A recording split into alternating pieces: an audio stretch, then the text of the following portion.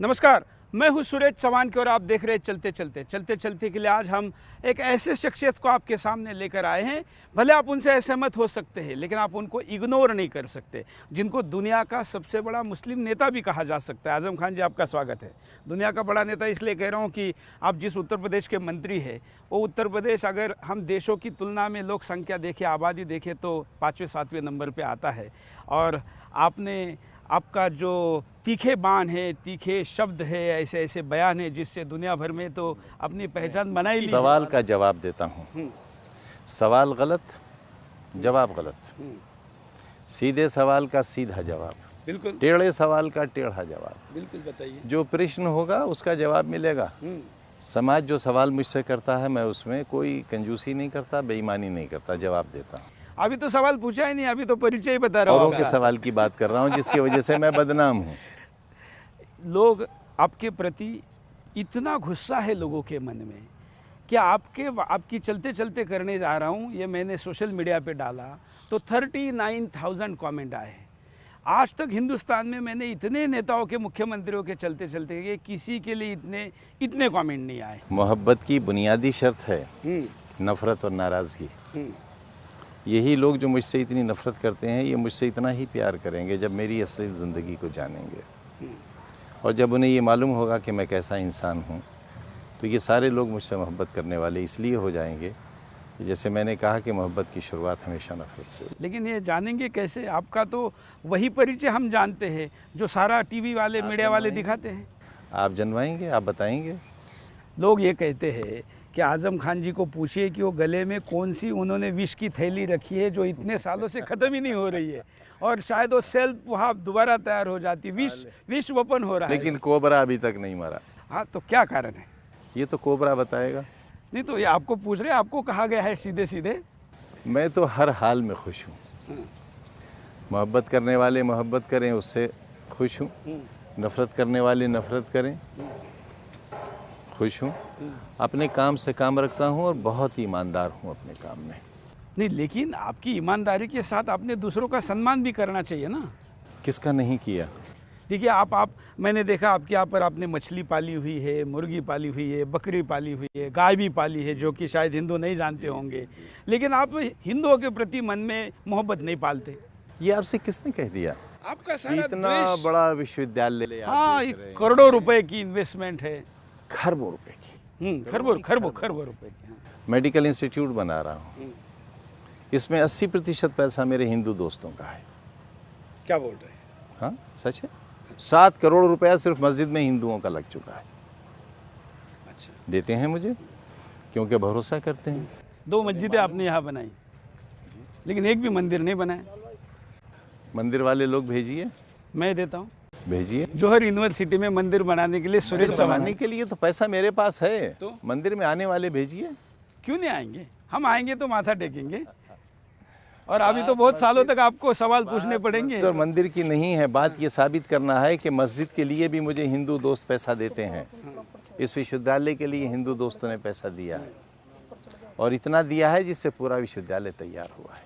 नहीं, लेकिन और हमसे कहते हैं पाकिस्तान चले जाओ, क्योंकि आप भारत माता को डायन कहते हैं। ये तो बात बहुत पुरानी हो गई, फिर भी बहुत पुरानी हो गई। देखिए, असल में तकरीर का एक फ़न है, और वो फ़न सबको नहीं आता, मुझे आता है, पैदाइशी तौर पर आता है।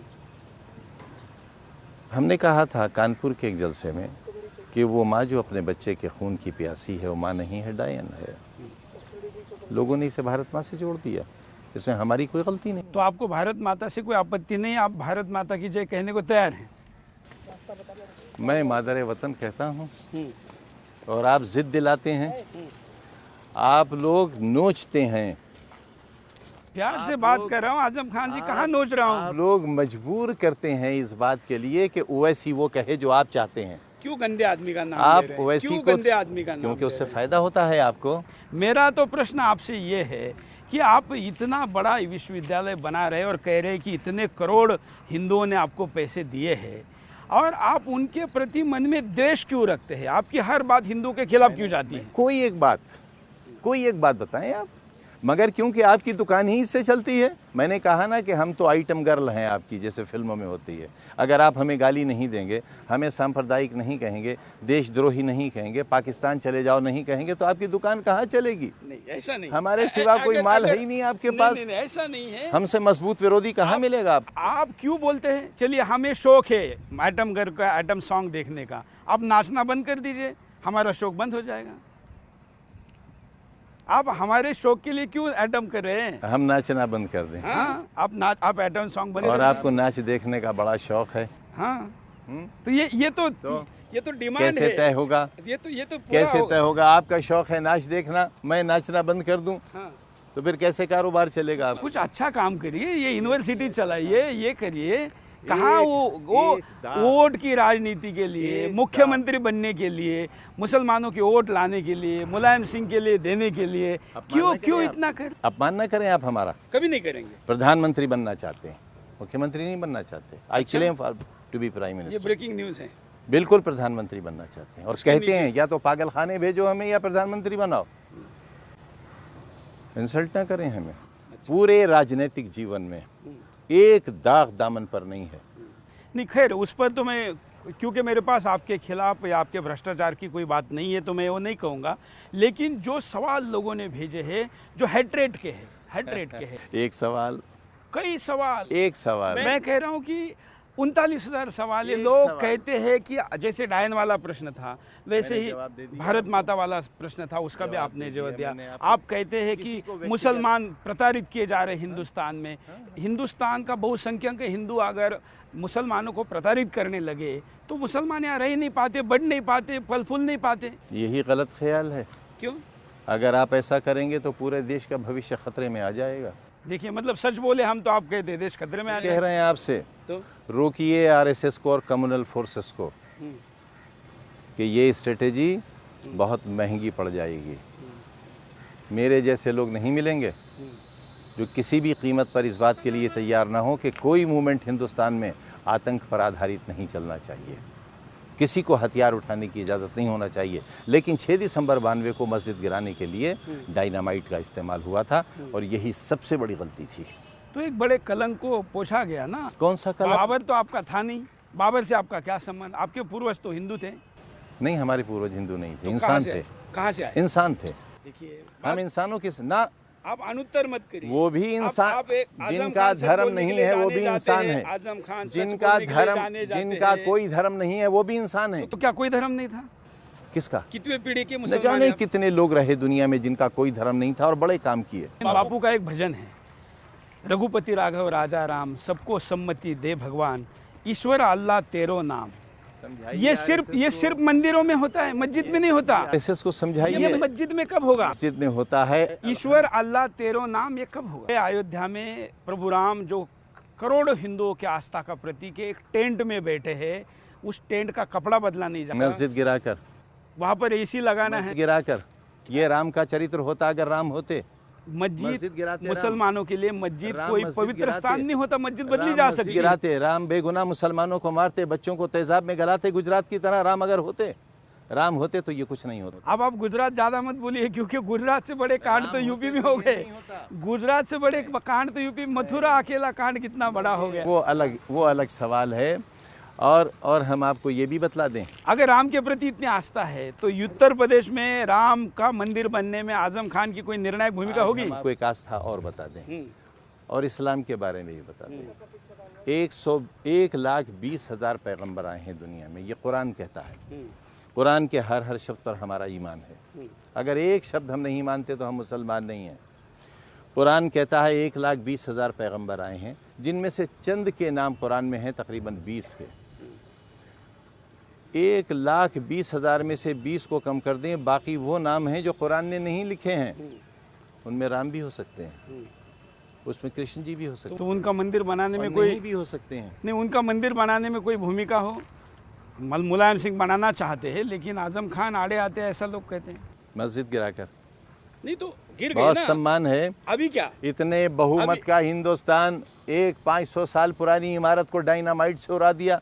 ये है, ये बहादुरी है आपकी। 36,000 500 मीटर तक 22/23 दिसंबर 1949 की रात तक नमाज हुई है और सुबह मिंबर पर मूर्तियां रखी मिली। 500 मीटर तक मुसलमान नहीं जा सकता, 500 मीटर तक एग्जीक्यूटिव ऑर्डर से मुसलमान नहीं जा सकता।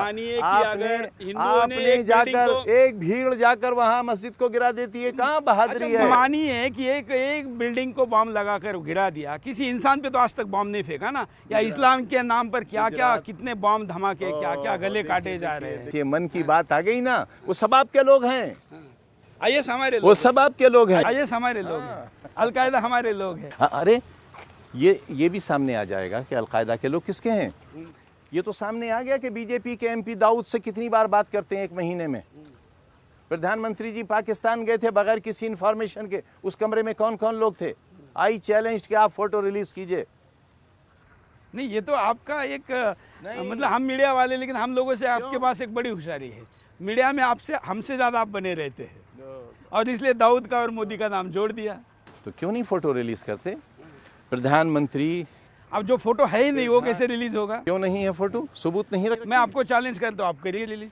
प्राइम मिनिस्टर जिस सोर्स ने आपको बताया है कि दाऊद और मोदी एक साथ थे, वो फोटो दे दे। हमारे देश का प्राइम मिनिस्टर पाकिस्तान के प्राइम मिनिस्टर के साथ मिलता है और फोटो नहीं है। Is this not a conspiracy? Video है, कहाँ है? सारी चलाए ना। कहाँ चला? उस सारे चैनल पे कहाँ है? अब आप वो कमरे का आप रिलीज करिए। मैं रिलीज करूं? मुझे साथ ले गए हो? क्योंकि आप आरोप लगाते हैं तो आप रिलीज भी करिए। पाकिस्तान जाने के लिए तो आप खुद कह रहे जाना चाहते हैं। हम कहे पाकिस्तान चले जाओ तो आप गुस्सा होते और आप कहते हैं कि मोदी जी मुझे लेके जाते। मैंने कहा अभी तो आपने कहा। तो फोटो के लिए कह रहा हूँ, फोटो के लिए कह रहा हूँ। फिर आप कहते कि एक इतने बड़े नेता को फोटो का। मेरे परिवार के लोग पाकिस्तान में हैं, मैं सगी बहन के बच्चों को नहीं पहचानता, उनकी कहाँ शादियाँ हुई नहीं जानता, आज तक पाकिस्तान नहीं गया। लेकिन हमारे प्राइम मिनिस्टर बगैर सिक्योरिटी क्लियरेंस लिए अपने दोस्त से मिलने चले जाते हैं, उनकी माँ के लिए मलियाबादी आम ले जाते हैं, कश्मीर की शाल ले जाते हैं और सरहदों पर लोग मारे जाते हैं। उन्होंने तो कहा यह था कि प्रधानमंत्री बनने के 100 दिन के अंदर पाकिस्तान का अस्तित्व खत्म कर दूंगा। कहाँ है? नहीं, सिक्योरिटी की जरूरत क्या है? शेर कभी दिखता नहीं इधर उधर, शेर तो ऐसे बाहर फिर भी जानवर है, शेर इंसान बनो। हाँ, शेर फिर भी जानवर है, जानवर नहीं बनना, इंसान बनना है। आप बड़ी इंसानियत दिखा रहे हैं लोगों में। देखिए वहाँ पर मुलायम सिंह के नाम से ह्यूमैनिटी फैसिलिटीज आपने खोला है। यहाँ इसी एंगल से ह्यूमैनिटी दिख रही है। मैं कैमरामैन को भी थोड़ी देर में दिखाने के लिए कहूँगा कि दुनिया भर में मुलायम सिंह के नाम से ह्यूमैनिटी नाम का अगर कहीं कुछ है तो यहाँ है। तो बुरा है? जिसको मुल्ला मुलायम कहते हैं। बुरा है? मुल्ला मुलायम बुरा है? नहीं, अगर काम अच्छा हो रहा है तो नहीं। आपको तो वो हिंदू भी पसंद नहीं है जो किसी मुसलमान के लिए हमदर्दी रखे। नहीं, ऐसा हम नहीं कहते। ये हिंदू ही रख सकता है, ये भी बताता हूँ। आपका ये काम अच्छा है, हम उसके साथ है। इसमें हमें कोई हमारा कोई बुरा काम तो बताइए। बता दीजिए, अभी लोगों को दिखाएंगे, आपके काम भी दिखाएंगे और बुरा भी बताएंगे। एक बात माननी पड़ेगी, आप राजनीतिक दृष्टिकोण से बड़े चतुर हैं। जनरली जो गुरु होता है ना, चेला उसका धर्म अपनाता है या उसका जैसा हो जाता है। आप एक ऐसे चले मुलायम सिंह के कि आपने आजम खान ने मुलायम सिंह को मुल्ला मुलायम बना दिया। कितना प्रेम भरा है मुसलमानों के प्रति उनके। मुल्ला मुलायम बनाकर हमें कुछ लाभ नहीं हुआ, राजनीतिक लाभ भी नहीं हुआ। क्यों? आपको हुआ। आज आप मुख्यमंत्री हैं, नाम के नहीं है, बस सारी सरकार चला रहे हैं। अच्छा, अब आपका ये षड्यंत्र भी है कि मैं मंत्री से भी निकाला जाऊं? नहीं, आपको तो प्रधानमंत्री बनना होगा, तो ये मंत्री तो छोड़ना होगा। पहले तो ये कहा जाता था कि उत्तर प्रदेश में 4.5 मुख्यमंत्री हैं और अखिलेश यादव आधे हैं, उन 4 में से एक मैं था। अब भी क्या यही राय है? हाँ, आप मुख्यमंत्री से ज़्यादा भीड़ आपके पास है। इसलिए कि मैं लोगों के काम आता हूँ, इसलिए कि मैं झूठ नहीं बोलता, इसलिए कि मैं सच्चा हूँ और मेरे दामन पे कोई दाग नहीं है। इसलिए भी क्योंकि मुख्यमंत्री के पास कुछ है ही नहीं, जो साइन करने से डरता है, जो फाइल पर खुद साइन करने के बजाय सेक्रेटरी से साइन करवाता है, ऐसा तो मुख्यमंत्री है आप। ऐसा नहीं, वो क्योंकि सिस्टम का एक हिस्सा है, ये तरीका रहता है। मुख्यमंत्री सारे विभाग नहीं देख सकते। पहले हम मुलायम सिंह पर आए थे। मुलायम सिंह को आपने वोटों का इतना एक गट्ठा, पूरी वोट बैंक बनाकर मुलायम सिंह के साथ आप ऐसे खड़े हैं कि मुलायम सिंह आपको छोड़ नहीं सकते। अमर सिंह को गले लगाना हो तो भी आपकी परमिशन चाहिए। नहीं, मेरी परमिशन नहीं है। शायद इस बार परमिशन नहीं, बिल्कुल नहीं। Still I don't agree. अच्छा, ऐसा क्या बुरा है अमर सिंह में शेर व शायरी करता है, लोगों के शौक पूरे करते हैं, अच्छा बोलते हैं। शेर व शायरी जो ट्रक के पीछे लिखे होते हैं ना शेर, वो वाली। देखिए, आदमी अगर एकदम घटिया होता तो मुलायम सिंह को क्यों प्यारा होता? जब मुलायम सिंह वो दल में ना रहते हुए उसको अपने दिल में रखते हैं, तो कुछ तो है अमर सिंह में। आपका मौन कुछ कहना चाह रहे हैं? नहीं, कुछ हाँ, अब अमर सिंह पे ज़्यादा बोलना नहीं चाहते, ऐसा दिख रहा है। ज़रूरी थोड़ी है कि हर बात पर कुछ बोला जाए। आप राज्यसभा में भेज रहे हो उनको, नेता बनाकर भेज रहे हैं। अब समाजवादी पार्टी की जो पॉलिटिकल अफेयर डील्स होगी, अमर सिंह करेंगे। जितने अपमानित होकर वो जा रहे हैं, अगर मेरे साथ ऐसा होता तो मैं ज़िंदगी भर प्रधान भी नहीं बनता। अपमानित तो आपको भी किया गया था जब पार्टी छोड़ी थी। छोड़ी नहीं थी, मैं निकाला गया था। हाँ, तब इसी मुलायम सिंह के लिए को भी दुरुस्त कर देता हूँ। जब वो ये कहते हैं कि तुमने छोड़ी थी, मैं कहता हूँ नहीं नेताजी, हमने छोड़ी नहीं थी, आपने हमें निकाला था। अब तो नेताजी को मालिक कहते हैं पार्टी का। हाँ, सच है। इतना स्वाभिमानी आदमी एक मालिक के नीचे राजनीति की नौकरी क्यों करे? क्या करें? खुद अपना दल बनाए। ये प्रधानमंत्री है, अपने खुद दल बनाइए, लड़िए। अब तो इतना बड़ा वोट बैंक है आपके पीछे। बच्चों का भविष्य देखें या दल बनाएं? नहीं, ये तो देखिए, ये तो आपके रिटायरमेंट का प्लान होना चाहिए। क्यों क्यों क्यों क्यों? रिटायरमेंट के बाद देखिए इनका भविष्य। अभी तो राजनीति करिए। किसी ने रिटायरमेंट के बाद इतना बड़ा काम किया हो, उसका नाम बता दी? नहीं, ये ठीक है, ये तो जीवित रहते भी नहीं किया है, ये मानना पड़ेगा। हम आपके वैचारिक दृष्टिकोण से विरोधी है, लेकिन जो यूनिवर्सिटी का आप काम करें, हमारे साथ रहेंगे तो आप हमारे विचारों के साथ हो जाएंगे, क्योंकि हम इतने अच्छे इंसान हैं। नहीं, देखिए, हमारा अपना होने के लिए आपको बहुत बदलना पड़ेगा। क्या बदलना? बस कुर्ते का रंग ही तो बदलना पड़ेगा। नहीं, कुर्ते रंग की कोई बात नहीं है। ये तो क्या है, मुझे तो बड़ा विशेष लगा कि आपने काला रंग क्यों पहना है। IAS वाले पहनते हैं उधर। ये हमेशा मैं काली बंडी पहनता हूँ, क्योंकि प्रॉफिट पहनते थे। अच्छा, लेकिन आजकल वो पहन के बहुत लोग गलत काम कर रहे हैं। मेरे प्रॉफिट पहनते थे इसलिए मैं पहनता हूँ, लोग क्यों पहनते हैं वो मैं नहीं जानता। राजनीति की बात को कंटिन्यू करते हैं। सुना है कि उत्तर प्रदेश के चुनाव में मुख्यमंत्री के तौर पर आज़म खान को प्रोजेक्ट किया जाएगा और समर्थन देने के लिए देशद्रोही ओवैसी की पार्टी रहेगी, और वो दिल्ली के जामा मस्जिद का इमाम जो जन्म के अधिकार पर वहाँ बैठ के इस्लाम की इतनी बदनामी कर रहा है, जिस आदमी की कोई क्रेडिबिलिटी नहीं है, वो आदमी आपको प्रोजेक्ट कर रहा है। दोनों आपके हैं? क्या आप बोल रहे हैं? आप दोनों आप? वो तो सुरेश चौहान के सामने आने की हिम्मत नहीं कर सकते। दोनों आपके। मैं चैलेंज करता हूँ दोनों को चलते चलते। 125 करोड़ का हिंदुस्तान, जिसमें हिंदू मुसलमान सब हैं, सब जानते हैं कि ये दोनों आपके हैं और आप इनके हैं। ये आ नहीं सकते सामने। दिल्ली वाले साहब चोर है। नहीं, वो जो भी हैं आपके हैं, आपके हैं और आपके काम आते हैं। उनके वंशज आ गए, वो पीछे आ गए। हालांकि इसकी भी ये बड़ा ईमानदार होता है। वो बहरहाल वो आपके हैं और आप उनके हैं, लेकिन वो आपको मुख्यमंत्री का कैंडिडेट बनाना चाह रहे हैं। साहब की आप दिल्ली वालों की बात कर रहे हैं। उन्हें 2 पेट्रोल पंप, 2 गैस एजेंसियां किस सरकार के मंत्री ने दी हैं? मैं नहीं जानता। मैं जानता हूं, आपकी सरकार के मंत्री ने दी हैं, जो अभी इस वक्त गवर्नर हैं उत्तर प्रदेश। आप हमारी सरकार क्यों कह रहे हैं? मैं तो एक पत्रकार हूं, मेरा राजनीति से क्या संबंध है?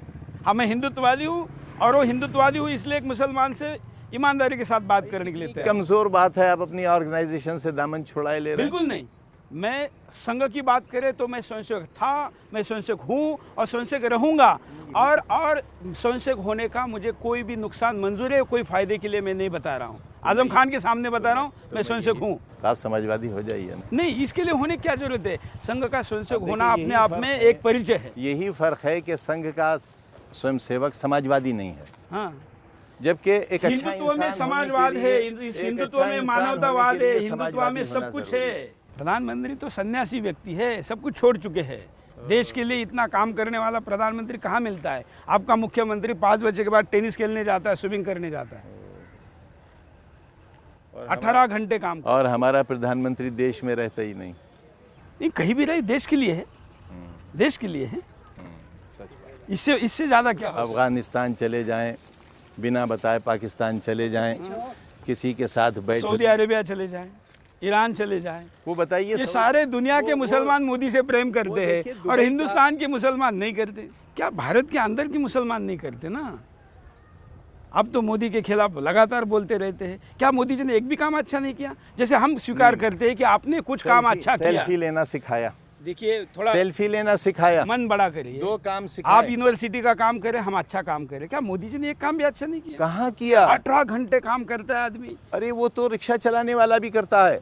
ये देश चला रहे हैं, हाँ, रिक्शा नहीं चला रहे हैं। नहीं चला रहे हैं हिंदुस्तान देश। में, कहाँ दुनिया चला में रहे हैं? भारत का नाम लेने हम के बाद रिक्शा वालों ब्रांड को- इंडिया का जो नुकसान हुआ था आज कहा गया है? हम रिक्शा आज- वालों को- आज फॉरेन डायरेक्ट इन्वेस्टमेंट हिंदुस्तान में कितनी बनी हम है? रिक्शा वालों को ई रिक्शा बगैर 1 रुपया लिए दे रहे हैं। और आपके देश के प्रधानमंत्री, आपके देश के नहीं, 22%। हमारे देश के प्रधानमंत्री। चलिए, हाँ, चलिए नहीं, हमारे देश के नहीं। प्रधानमंत्री कि ये इस देश के सारे संसाधनों पर मुसलमानों का अधिकार है, ऐसा प्रधानमंत्री ने कहा। इतना इतना इसीलिए अलीगढ़ मुस्लिम यूनिवर्सिटी और जामिया मिल्लिया इस्लामिया को ख़त्म कर दिया ताकि मुसलमान पढ़ ना सके, मजदूरी करे सड़कों पर। क्या आपके यहाँ हिंदू नहीं पढ़ते हैं? आप तो अभिमान से बताते कि यहाँ पर ये हिंदू पढ़ते हैं। इंस्टीट्यूशन मोदी जी ने नहीं बनाया है और हम इस बात के लिए फिक्रमंद भी हैं और डरे हुए भी हैं कि जिस दिन उनकी नज़र इस पर पड़ जाएगी, पता नहीं इसका क्या अंजाम होगा। हाँ, ये तो पूरा हो जाएगा, आपको और मदद मिलेगी किससे? सरकार से, कौन सी सरकार? हिंदुस्तान की। गवर्नर ने सिग्नेचर कर दिए थे तो प्रधानमंत्री की डांट पड़ी थी गवर्नर पर। वो तो पुराने प्रधानमंत्री थे ना, नरेंद्र मोदी जी। अच्छा, इनके कार्यकाल में। लेकिन चल रहा है, अगर प्रधानमंत्री चाहे तो कभी भी रोक सकते हैं, लेकिन मुझे नहीं लगता कि मोदी ऐसा कुछ कर नहीं रोक सकते, देश कानून से भी चलता है।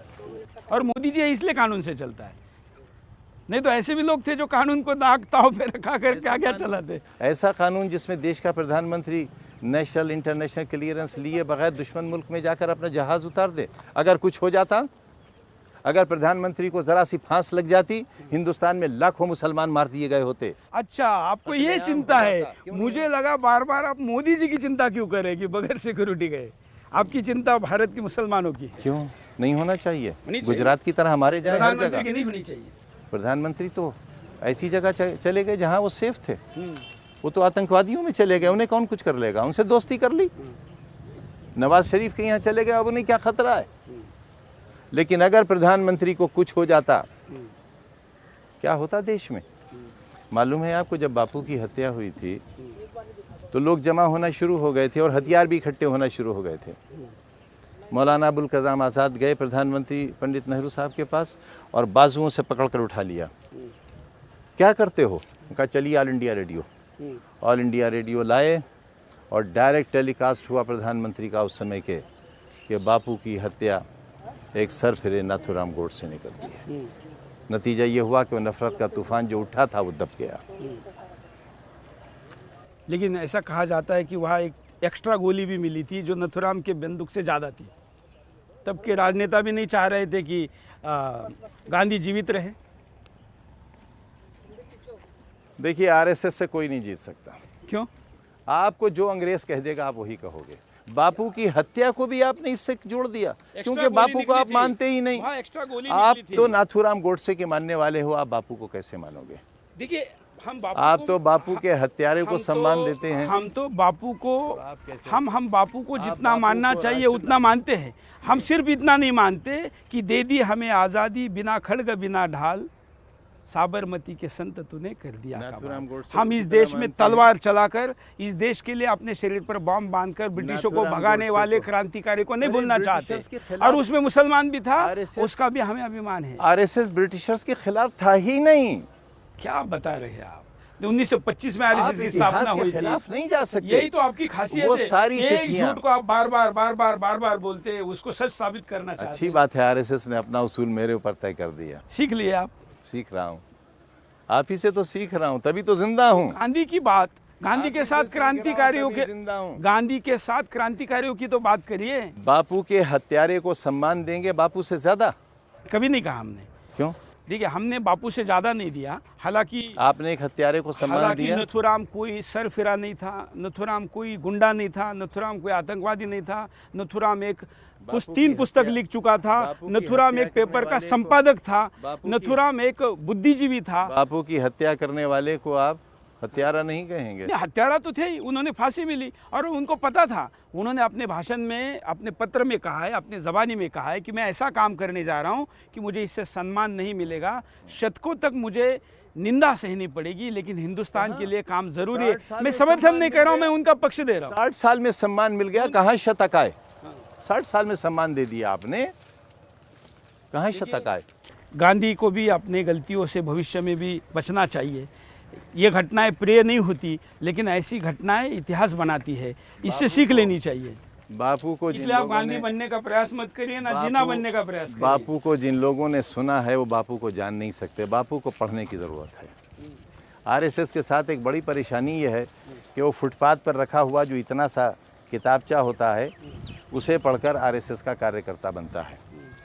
इनसे कहिए इतिहास पढ़ें, और इतिहास पढ़ने के लिए बड़ी मोटी मोटी किताबें पढ़ना पड़ती हैं। इतिहास किसका पढ़े? चाटुकारों ने लिखा हुआ इतिहास पढ़ के क्या फायदा है? इतिहास वो पढ़ना चाहिए जो सच्चा था। ब्रिटिशों के जो गुलाम थे, मुगलों के जो गुलाम थे, उन्होंने लिखा हुआ। डॉक्टर ताराचंद को आप चाटुकार कहेंगे? मैं नाम लेके नहीं बता रहा, मैं नाम लेके नहीं कह रहा हूँ, लेकिन बाबर को शहंशाह कहने वाला, औरंगजेब जैसे दुष्ट आदमी को शहंशाह कहने वाला इतिहास क्या हो सकता है? राजा महाराजा लेकर आए थे मुगलों को, मैं नहीं लाया था।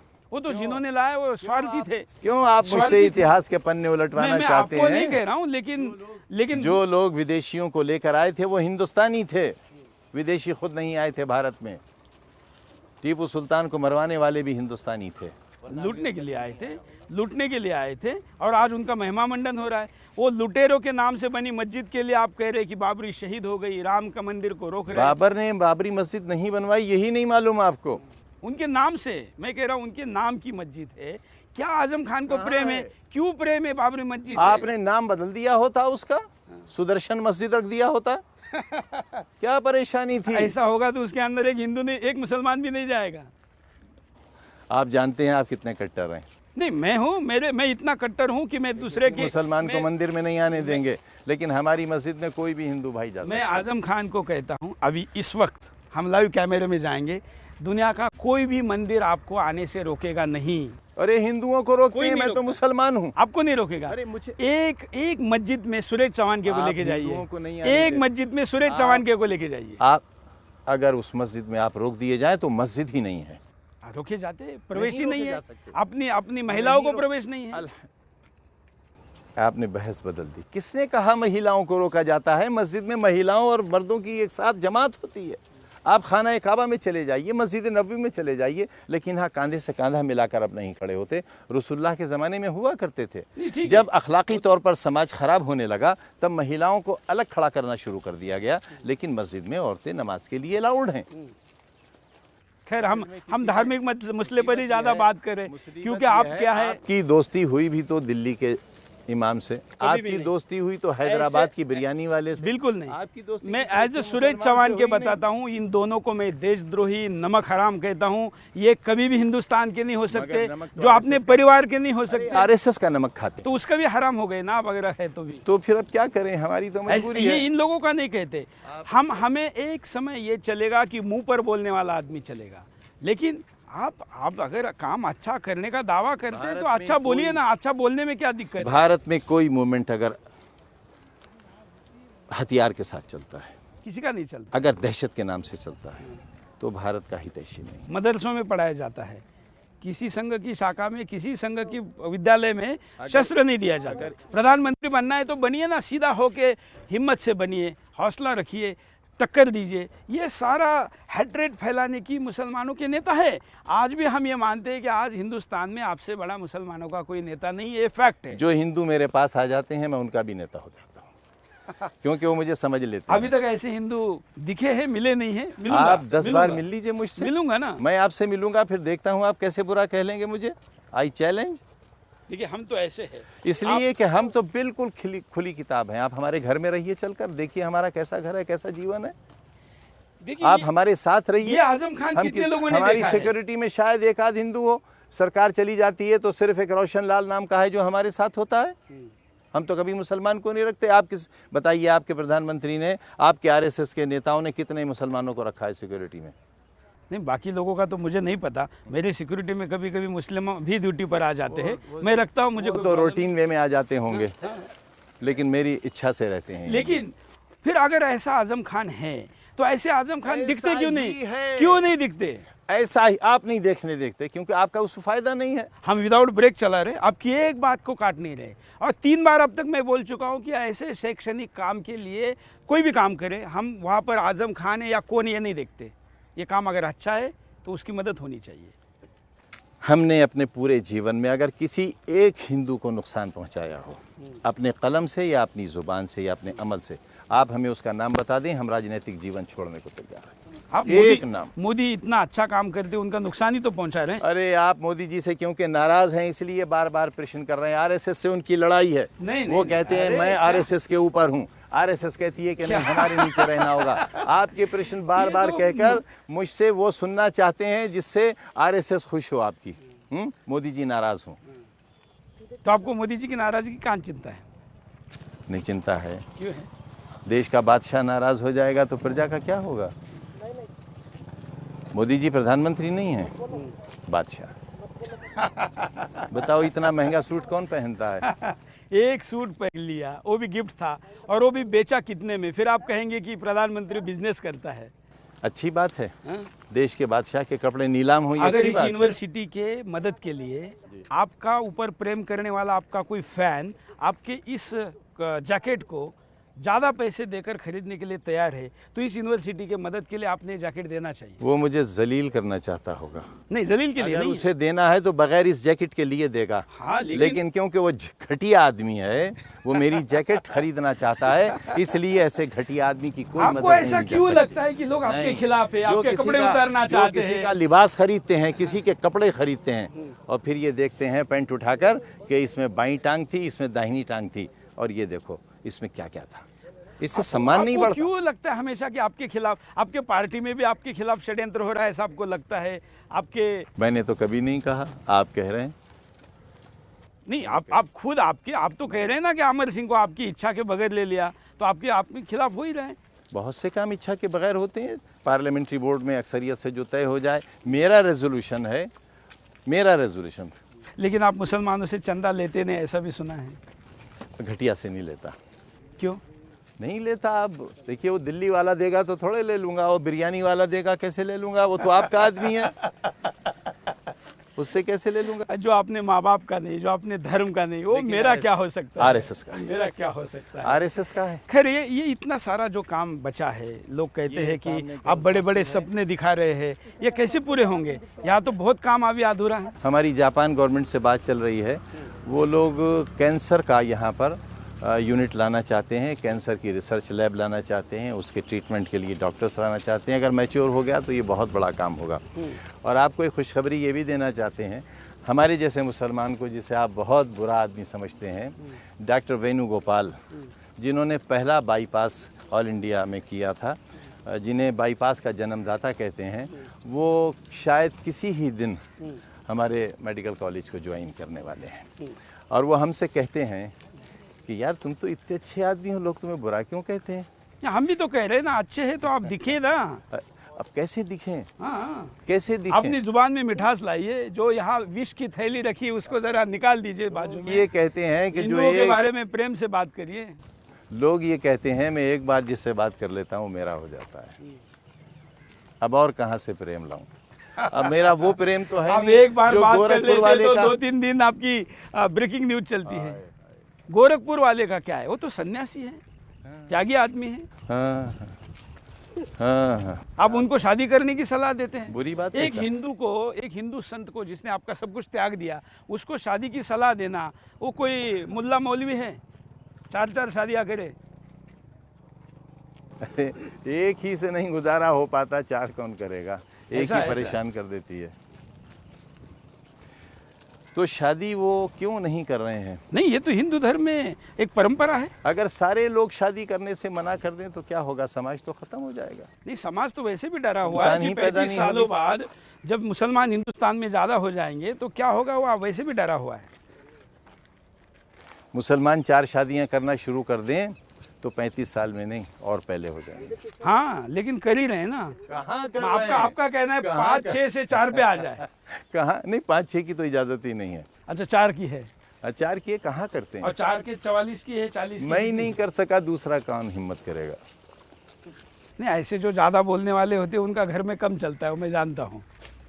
ये आपको भाभी जी खुश हो जाएगी, ये किसने बता दिया भाभी जी आपको? खुश हो जाएगी। हर शरीफ मर्द अपनी बीवी से डरता है। हमारी कई चीज़ों में भले असहमति हो, लेकिन आपने जो शैक्षणिक कॉम्प्लेक्स यहाँ पर खड़ा किया, यूनिवर्सिटी खड़ी की है, इसको हम लोगों को दिखा रहे, इसीलिए दिखा रहे कि अच्छा काम कोई भी करे उसको हम दिखाने के लिए तैयार हैं। लेकिन हम चाहते हैं कि इसके साथ साथ आप ज़रा देशभक्ति का माहौल भी अपने कैंपस में लगाए। आपने आइनॉक्स थिएटर से लेके तमाम चीज़ें, राष्ट्रपति भवन, साउथ ब्लॉक अपना ही खड़ा किया है। प्रधानमंत्री तो आप जब बने, पार्लियामेंट भी आप खड़ी कर रहे, तो यहाँ ज़रा हिंदुस्तान का भी तिरंगा लहराए, भारत माता का नाम हो, देशभक्ति बढ़े। यहाँ से कम यहाँ से निकलने वाला जो स्टूडेंट है वो कभी आईएएस में सहभागी ना हो, वो राष्ट्र के निर्माण में लगा जाए, ऐसा भी कुछ करिए। देखिए कैसी सभ्य गालियां सुनना पड़ी हैं। बहरहाल हम जो राष्ट्र ध्वज लगा रहे हैं, ये देश का सबसे ऊंचा राष्ट्र ध्वज होगा, 220 फीट ऊंचा होगा और 15 अगस्त को हम ही इसे चढ़ाएंगे। चलिए, तो हम आशा करते हैं कि हिंदुस्तान का तिरंगा राष्ट्र ध्वज जो सबसे ऊंचाई पर आप लगा रहे हैं, प्रधानमंत्री का दावेदार हूँ, आप मुझसे बड़ा देशभक्त कौन है? लीजिए, एक ऐसा व्यक्ति जिन्होंने भी यही कहा था और बन नहीं पाया तो दूसरा देश बना लिया था। बापू ने तो चाहा था कि देश न बने। मौलाना आज़ाद ने अनडिवाइडेड हिंदुस्तान का सपना ही नहीं देखा था, उसी को देखते देखते मर गए थे।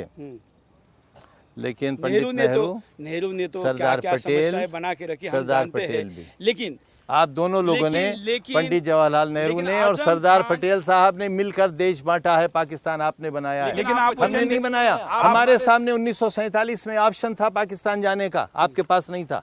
माफ कीजिए, आप नहीं जा सकते थे पाकिस्तान, मेरे पूर्वज जा सकते थे, हम नहीं गए पाकिस्तान क्योंकि हमें यहाँ ये सब करना था। उसमें से बहुत से यहाँ रह के आप बोलते हैं कि लड़के लिया पाकिस्तान, अब हंस के लेंगे हिंदुस्तान। कितना मारोगे मुसलमानों को अपने ये नारे देकर आप? ऐसा लोग कहते हैं, इसमें क्या झूठ है? झूठ क्या है इसमें? ये मेरे में हिम्मत है, मेरे में हिम्मत है कि मैं क्या मेरे के सामने अंदर हिम्मत नहीं है। आपके अंदर हिम्मत नहीं है। आपको ये हिम्मत दी गई है क्योंकि आप इसी के लिए काम कर रहे हैं। कौन हिम्मत देगा? हम तो उसकी हिम्मत पर चलते। उसकी हिम्मत पर चलते तो गुजरात में मासूमों को क्यों मारते? अरे एक साल में 150 दंगे गाय के गुमान पर इंसान की जान ले लेंगे। तो दादरी में जो फ्रिज के अंदर निकला वो गाय का मांस था ना, उसमें क्या? तो इंसान मार देंगे? नहीं, गाय तो इंसान मार देंगे आप इसके लिए। अगर इंसान, और प्रदेश में कितने प्रदेशों में गाय कटती है कानून से? ममता बनर्जी के ओथ में गए आपके मंत्री जी, यहाँ गाय कटती है कानून से। वो बदलना चाहिए। ये दोहरा कानून नहीं, आपकी दोहरी जबान, दोहरा चरित्र।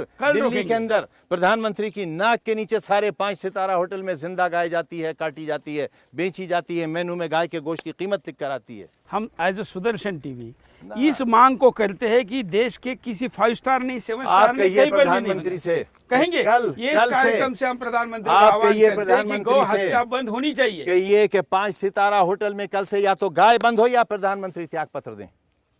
नहीं, आपको त्याग पत्र में ज्यादा रुचि है कि वो गाय का मुझे प्रधानमंत्री बनना है। तो लड़िए ना, लड़के करिए ना, डिवाइड करके मत करिए, लड़िए, सामने आइए, चुनाव लड़िए। चलिए, आज के कार्यक्रम में हालांकि ये मेरा अब तक का सबसे लंबा इंटरव्यू हुआ है। हिंदुस्तान को आपको सवाल ही इतने पूछने की क्या करो, ये टाइम की कमी है, अदरवाइज बहुत कुछ पूछना है। दोबारा उसके लिए आएंगे। आपको इस यूनिवर्सिटी के काम के लिए शुभकामनाएं देते हैं और आशा करते हैं कि हमारी ये भेंट, यहाँ पर जो विष है वो जाएगा, अमृत आएगा, मिठास आएगी। धन्यवाद।